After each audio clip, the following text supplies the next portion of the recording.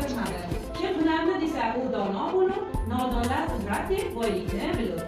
Texnologiya darsiga tayyormisiz qizlar? O'tilgan darsda texnologiya darsida qaysi mavzuni o'qidik? O'tgan darsda qaysi mavzuni o'qidik? Hafta masalan xonasining qanday mavzusini o'qidik? Yaxshi. O'tgan darsdagi mavzuyimizda savollar bilan hozir topilmali savollardan o'tgan mavzuyimizni mustahkamlab olamiz.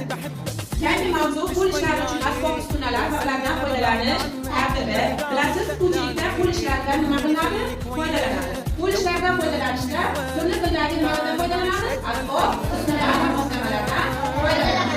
Qo'l ishlarini bajarishda hozir o'zingizni nimadan foydalanamiz? Qo'limizda, demak, mana bu tikish, bichish ishlarini amalga oshirishda quyidagi asbob uskunalar va moslamalardan